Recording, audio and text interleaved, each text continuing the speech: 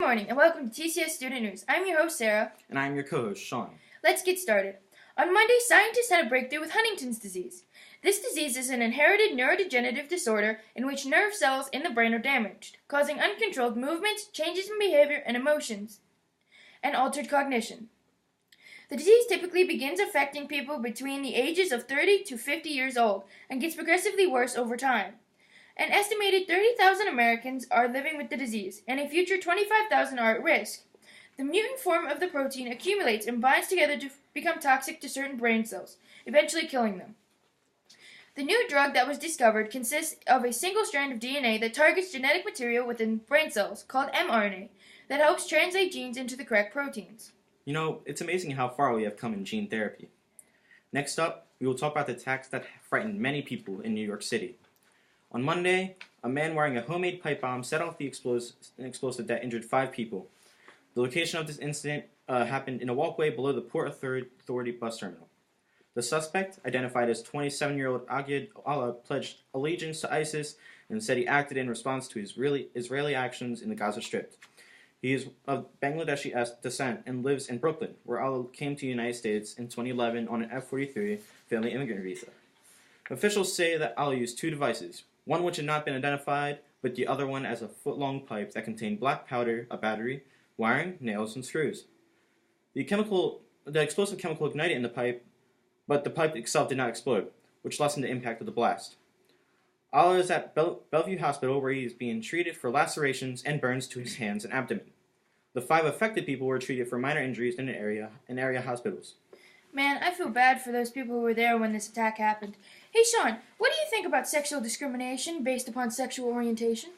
Well, I believe that everyone should be treated equally, no matter what gender they prefer. Well, Sean, the Supreme Court passed up a chance on Monday to decide whether federal workplace protections on sexual discrimination extend to sexual orientation. The Supreme Court at some point will have to settle the issue, but the case involved a lesbian who worked as a hospital security officer in Georgia, who had procedural problems that some argued made it troublesome for her. Evans sued officials at Georgia Regional Hospital in Savannah, a psychiatric facility, in 2015. Among other allegations, she said her superior tried to force her to quit because she wore a male uniform. That is not right. No one should be judged due to their sexuality. Hey Sarah, do you know what net neutrality is? Isn't it that thing where companies can limit what you watch or something? Well, not exactly. Net neutrality is the principle that internet service providers should enable access to all content and applications regardless of the source and without favoring or blocking particular products or websites. On December 14th, the FCC, or the Federal Communications Commission, repealed the net neutrality rules it put in place in 2015. The FCC's 2015 net neutrality rules bar ISPs from blocking, slowing, or providing preferential treatment to particular sites and services. The repeal of net neutrality gave big companies a free rein to favor their own sites, services, and content, and discriminate against those of rivals. What you can access and see on the network will depend on what you are willing to pay. The repeal of the rules likely won't mean broadband providers will block your access to Google or slow Netflix so it's unwatchable, but the move likely will mean the providers will charge internet companies tolls to be able to send their content or services to you. Big companies like Amazon, Google, Facebook, and Netflix will be able to afford those tolls, but smaller internet companies could be boxed out. Now, President Trump on Monday is expected to sign a directive meant to send American astronauts back to the moon, with an eye on eventually reaching Mars. Trump's space policy would replace President Obama's, which was enacted in 2010 and did not include a goal to return to the moon. Obama's policy focused instead on sending astronauts beyond the moon, to deep space and potentially to an asteroid by 2025, and to orbit Mars by the mid-2030s. Monday also marks the anniversary of the Apollo 17 mission in 1972, the last human voyage to the moon.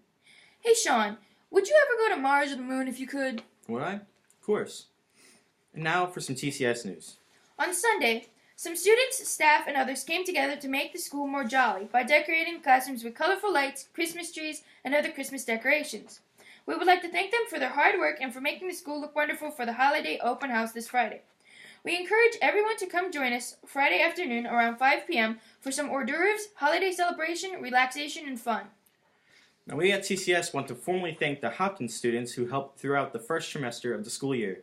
We want to recognize the hard works of Amuki, Alondra, Anna, Brandon, Grace, Jimmy, Jerry, Lauren, and Tanique. We all appreciate all you did to keep the school running. On Wednesday, we went to the BBSI, or the Barrett Business Services Incorporated. We first arrived with a warm welcome of the staff, all enthusiastic to tell us about what they do and how they help businesses. First, we got a tour of their office, where we learned that they have small units that have certain people in them, such as HR, payroll, sales, and safety representatives. After the tour, we had a nice lunch of pizza and soda. Then we began our presentations on topics such as what to wear to an interview, how to answer questions at an interview, and how to prepare for the interview.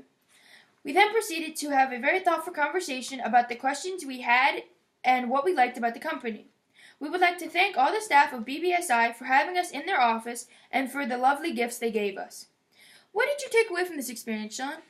I took away that you need to take into consideration what you wear and how important a first impression can be at a job interview. On Tuesday, we had a very special guest come in, a well-known former student named Dyrrell Moon. He helped out by checking math and adding wisdom to our classes.